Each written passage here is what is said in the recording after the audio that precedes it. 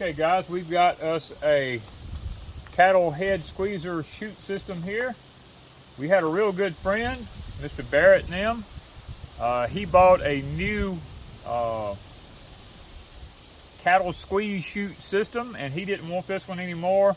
This one was actually on a trailer. It had a tongue mount on the front of it and had two wheels on the side, and you actually pushed it down and it picked this thing up off the ground. You could lock it right here with two pins and you could drive off down the road with it. But the old tires were no good on it. This side was froze up on it where it wouldn't work.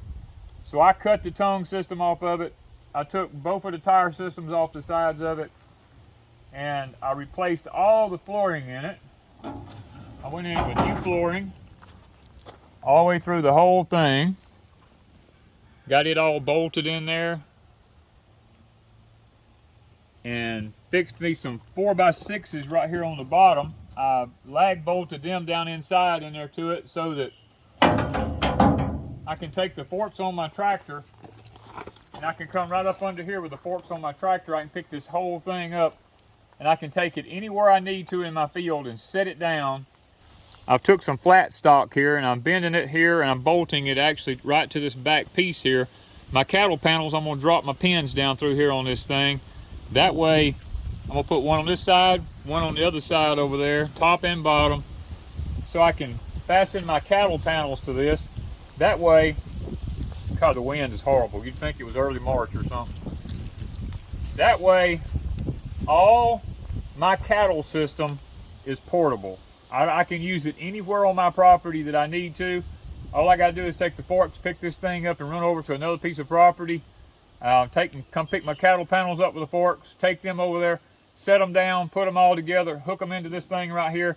I can run a cow right up in here, do whatever I need to do with them, and let them go in any place on the property. This has been one of our big projects that we've been working on. I have completely sanded this thing down, repainted it the Farm All Red color.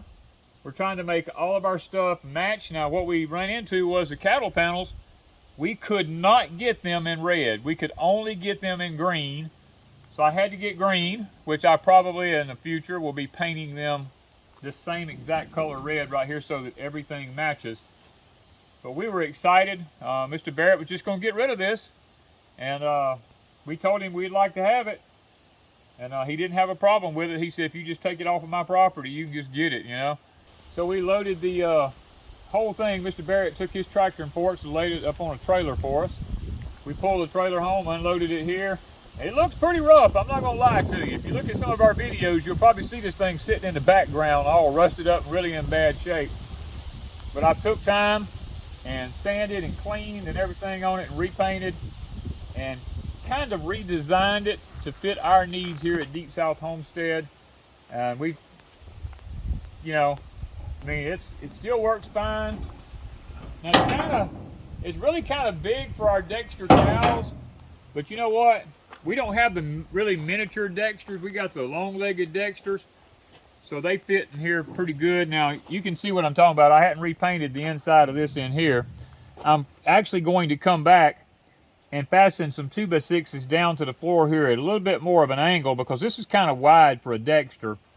I'm going to make it more sloping in here and put some treated plywood on each side on the inside of it to kind of shrink it down a little bit so we have a little bit more control, because a smaller Dexter would get in here and turn around and try to go back out the other direction. One of the other features on this thing is there's a ring system right here, and this ring system is to hold this pipe right here. Now when you run a cow up in there, you can take this pipe and you can run it across the back there, and that way they can't back out of here once they get in here. They're kind of like stuck in here. You can do what you need to do with them once you get them in here. Now, like I said, this is a little long for a Dexter, but we're still going to use it. We're going to make it work. We're going to keep retrofitting it, and like everything else, we'll try it a couple of times. And if we figure out there's something that we've got to do, we'll do it. So, guys, this is one of the big projects we've been working on here at Deep South Homestead, trying to get things ready and make it a little bit more easy for us to handle our cows. Since I messed my knee up, I'm not as agile, I'm not as quick to get up and down in a corral system as I need to be. I've had to redesign and rethink everything so that we're safe. That's the main thing we want to be. You never know, even though cows are very friendly, most of them, you just never know with their horns or something like that. One of them could get you in a bad situation, and we want to try to make it as safe as we can. So, guys, one more project done here at Deep South Homestead. This is part of my relaxation, is I take a lot of my old tractor parts that I buy and I restore them. This is the seed distributor that goes on my Cub Farmall planter system, and I'm redoing it completely. I've taken a lot of the, I take it apart and I repaint each piece. I've repainted the inside of the lid on it now. I just take it apart piece by piece. I sand it down and put a new coat of the equipment paint on it. And because the Cub was originally blue, now this, I'm not sure this is 100% accurate on the blue color. It was very difficult for me to be able to find the exact color, but this is the color it was when I got it. It had been sandblasted, and somebody put a blue paint back on it. I went back to an implement company and got a blue implement color. This was as close as we could come to the Cub blue that originally was. So we're going to go ahead and paint it with that, and I'm going to see if I can't get it all back where it looks in mint condition. This is the apparatus that goes with it. That this thing right here sits on top of this right here. Now I'll take this apart and clean it all up, and I'll paint each individual part and put it all back together so that I have it all back in mint working condition.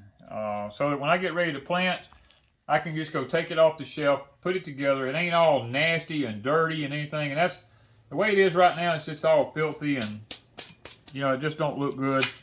I'm a little OCD about stuff. I want to make sure it, you know, it looks really clean. I feel like there's lots of slack in a lot of this stuff. I need to see if I can't get some of that taken care of. Now, somebody did put new alamites in it. I do see that. And they've taken care of most of the slack that's in the shaft. That's good. But the clutch system here doesn't have any grease in it right here. This thing is made to, this is what engages and disengages it right here. And it's all dry and everything. Well, I'll go ahead and get it painted and cleaned up, and then I'll re-grease everything. Sit it back on the shelf so that when it comes time to plant this next year, all I'll have to do is go get it off. It'll all be in mint condition, and all the slack will be took up out of everything, and it'll be ready to work like a new one. So this is kind of what I do in my downtime, if you want to call it that, is just tinker around with my Cub stuff, and I try to put it back in good working order.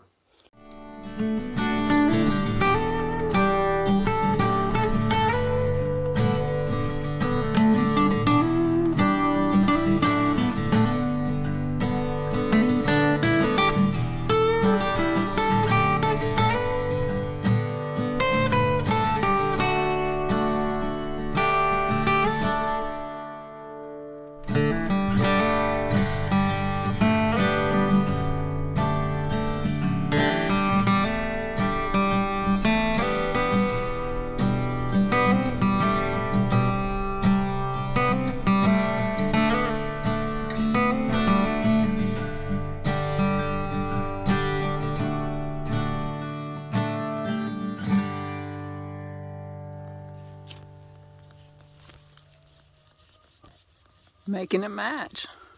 Yep, we're getting there. It's only the first coat. We got one more to go, but it matches the cabin now. For all of them that's been saying it's a sore thumb. Yeah. Just been a takes long time coming. about a year. Finally got cool enough we could get out here and work without burning up. That's when the Deep South has to work, is when it's in the fall and the winter, when it cools off. And the sun's not even up in the sky yet. No, it's probably in the low 50s this morning with a wind chill right around 50, I imagine, because the breeze is blowing. But It feels nice. I know it's not the ideal temperature to be painting, but when that sun comes up, it's brutal. It dries fast. It dries real fast. Well, guys, I came across a particular table here, an antique one. This one's made in the late 1920s, early 30s, somewhere in that era. It's a porcelain top. It's got the red trim on it. I got a fairly good deal on it. It's in pretty good shape. I mean, it's got one little place in the top of it here, but for the most part, it's in fairly decent shape. Just needs a little bleaching, a little cleaning up. This one has the leaves under the edge of it. Now, they need to be fixed up under the bottom of it because they're all rusted up and everything's in bad shape. So we're going to take all that out to the shop, and we're going to rebuild all that and put new slides under it and new screws and all this kind of stuff, and see if we can't make this table back where it's functional again.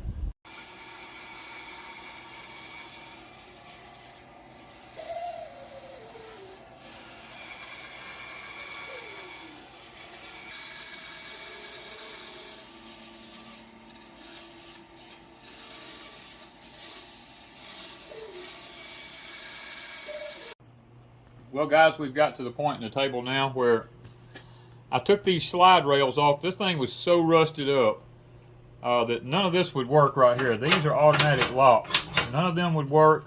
I got them all where they'll work now.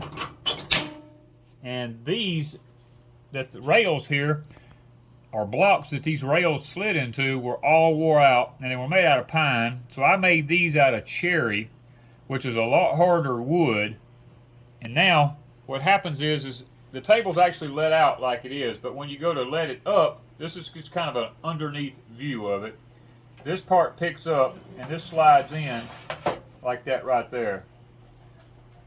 These will lock under some metal hooks that's up under the bottom of this thing, but when you go to let it back out, it literally comes out and this drops down because of the way this is made right here. So, really simple. Nothing really fancy on these old tables back then. They were just really plain and simple. They didn't have any ball bearing rollers or nothing like that. It just slid in and out. And I've just graciously took all this off, cleaned it back down to the bare metal, everything, reprimed it all, readjusted all the screws that was in it, built the new blocks on both ends, and put new screws in it, guys. Oh my word. These flathead screws right here, I like to have never got them out of these parts in here and on the ends down here. I went back with new screws and all that. Now I did use the originals in here because they seemed to work just fine. They weren't hard to put in, wasn't hard to take out. So now that I've got this done, we're going to take that back out. All right, this is another part that I just redone. These were all rusted up and everything. These are the slide rails that went in here. Now, these have a little sharp tit on them, right there, that drives down into the wood on these, and that's kind of one of the things that helps to hold it. This is part of the metal slide rail system that helps this thing to slide easily. And guys, once again, I like to never got these screws out. So I'm going back with Phillips head screws on all this and new screws.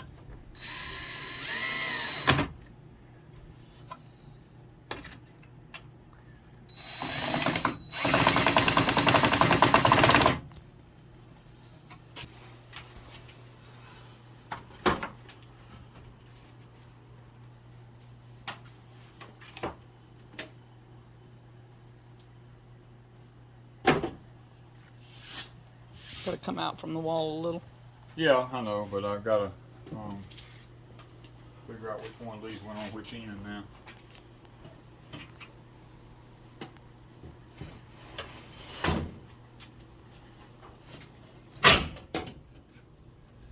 These have got to go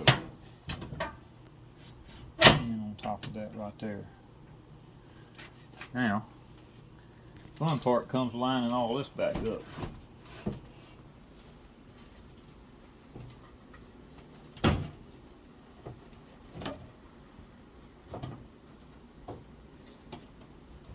Push in on it a little bit.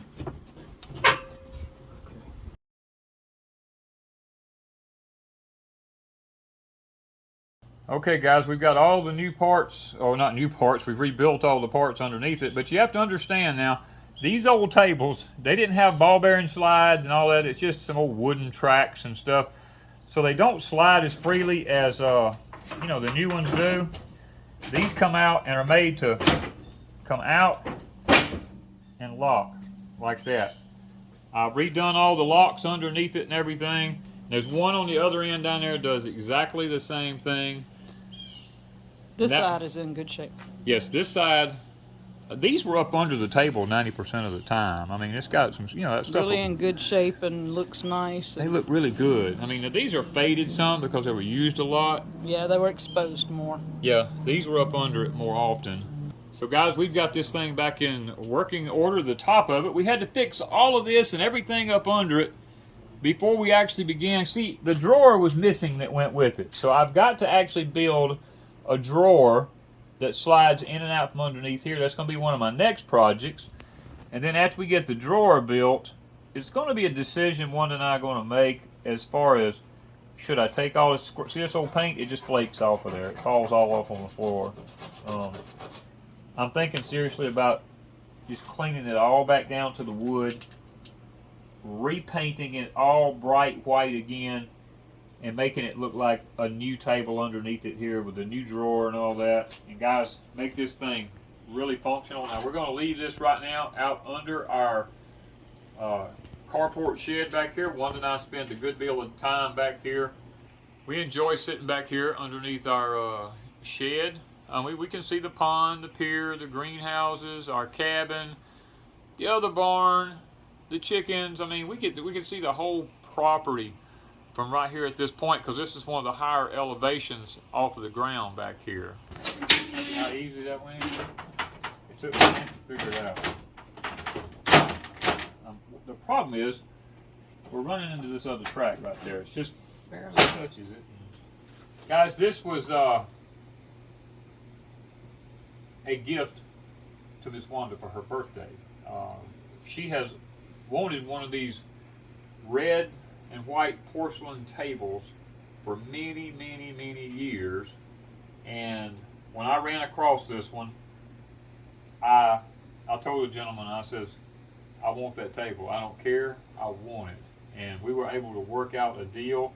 I knew the family, and it was one of those deals where they were happy to see me take it because they knew I was going to fix it back up and put it back into good working order, and it would bring back a lot of memories of their family, because I knew their grandfather real well and their family real well, and it's just going to be a blessing to me to be able to carry on part of their family heritage.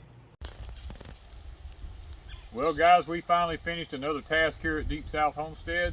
The cattle trailer, I've been working this thing for a year, and it's just one of the things. I worked on it in my spare time. But we've got it completely sanded down now. We got the aluminum Diamond Bright put on the front of it here to kind of make it look a little better. We got it completely sanded on the outside, repainted all the way around this side here. We got new lights, new wiring, new flooring in the trailer. We got the frame completely repainted underneath it. Got new U-bolts on the axles. It's got new tires on it.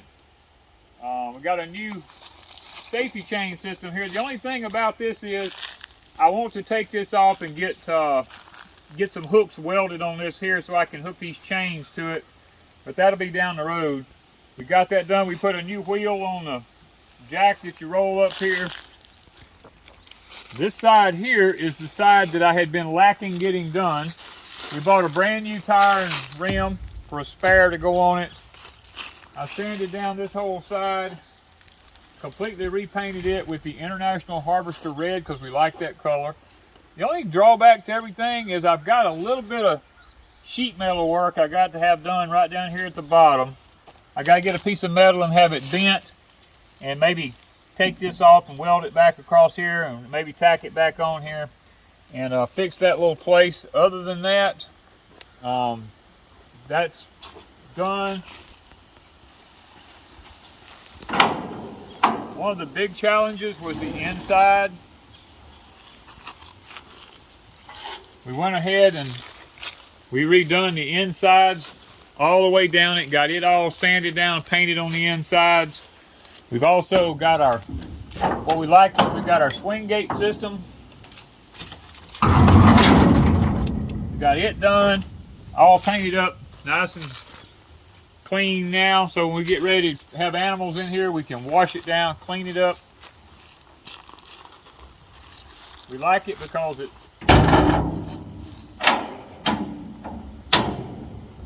has a sliding rear door on it, can slide to the side. The only thing is, as I mentioned in a previous video, it's got this top somebody welded on it. They must have just had some bad animals that kept trying to jump out the top, I reckon. I was looking at a company in Texas that sells the arches to go over it, and they also sell the canvas material and all, but I don't know if I'm gonna go through all that trouble. I'm kind of tall, and I can't get in this without staying all humped over, and it makes it kind of hard on me. So I may opt out to, if I find the right trailer, I may opt out to just sell this one and buy one that already has the top on it. This is a 16-foot, and I have Dexters, and I hardly ever need a 16-foot trailer. A 12, no more than 14 is really all I need, because I basically just use it to take one off to have him butchered, or you know, run one to somebody's house or something like that, or take a pig off or something. So I don't need a real big trailer. I did go back and put a new tag bracket on it. It's got the tag. It's got the, I put a marker light on it here. So as I'm backing up at night, I can see this marker light. I know this is out here where I won't back into something. You know, just got new lights. We put all new lights on it. Put the marker lights down through here. Now it originally had one on the fenders here. I did not go back and put that one on the fenders. I just opted out of doing that. I didn't see any need for it really, because I've got these markers up here. And when I'm backing up, I've got the one sticking out on the tag bracket back there, so I know if I don't hit that, I know I'm not going to hit this. So, guys, we've finished one more project here at Deep South Homestead. We're just gradually trying to wind down our property here and all of our stuff and get everything where we don't have to worry about unfinished projects. Thank you guys from Deep South Homestead.